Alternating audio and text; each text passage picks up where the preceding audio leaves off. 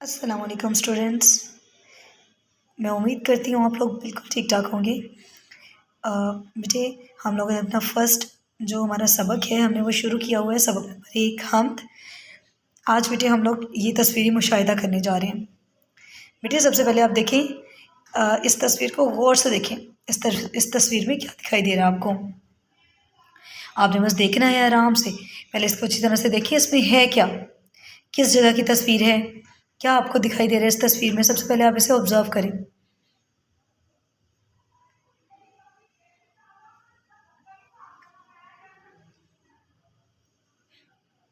Okay बेटे, आप लोगों ने इसे ठीक से देखा होगा। अब बेटे देखिए, इसका सवाल है कि आपने इस तस्वीर के बारे में जुमले लिखने हैं, यानी तस्वीरी जुमले। अब बेटे हम लोगों ने पिक्चर डिस्क्रिप्शन इंग्लिश में भी की है। आपको मैंने वहाँ बताया था कि जब हम लोग पिक्चर डिस्क्रिप्शन करते हैं तो हम लोग कैसे करते हैं। हम लोग सबसे पहले देखते हैं कि पिक्चर किस जगह के बारे में है, किस जगह की पिक्चर है। हम लोग सबसे पहले ये देखते हैं। तो बेटे हमारा जो फर्स्ट टॉपिक सेंटेंस होता है उन्वानी जुमला वो इसी बात का होता है कि तस्वीर जो है वो किस जगह की है, किस चीज़ को डिस्क्राइब करिए, किस चीज़ के बारे में है। तो उन्वानी जुमला लिखना बहुत ज़रूरी होता है। सबसे पहले हमने उन्वानी जुमला ही लिखना होता है। अब बेटे ये तस्वीर जो है वो एक वादी की तस्वीर है, और इसके अलावा इस तस्वीर में हमें दिखाई क्या क्या दे रहा है, ऑब्जेक्ट क्या क्या है इस तस्वीर में।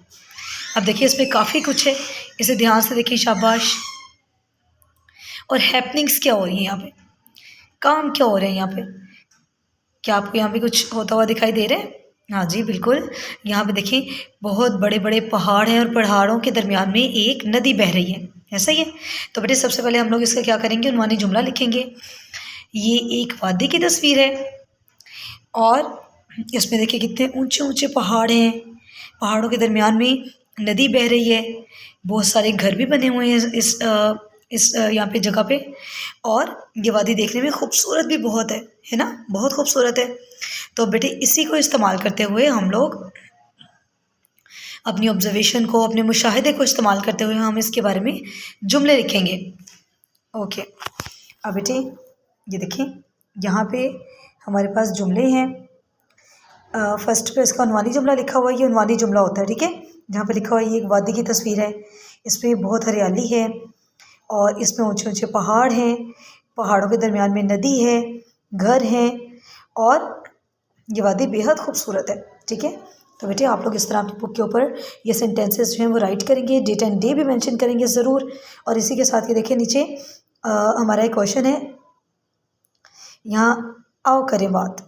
अब इसमें देखिए लिखा हुआ है कि अल्लाह ताला की तस्वीरें, अल्लाह ताला की नेमतों की तस्वीरें आप लोगों ने इकट्ठी करनी है और इकट्ठी करके अपनी कॉपी के ऊपर चिपका करनी है, यानी चिपकानी है। अब बेटे हम लोगों ने जब हमारा इंग्लिश का चैप्टर स्टार्ट किया था फर्स्ट, तो उसमें हमने देखा था काफ़ी सारी ब्लेसिंग्स ऑफ अल्लाह थी। हमने कहा था कि हमारे पास हर चीज़ दी हुई जो है वो अल्लाह ताला की एक नेमत है। हमारे पास जो कुछ भी है, हमारी आँखें हैं, हमारे कान, हर चीज़ अल्लाह ताला की एक नेमत है। अल्लाह ताला ने हमें बेशुमार नेमतों से नवाजा है जिनका हम लोग शुक्र भी अदा नहीं कर सकते। हमारे पास वो अल्फाज नहीं है जिसमें हम अल्लाह ताला का शुक्र अदा कर सकें।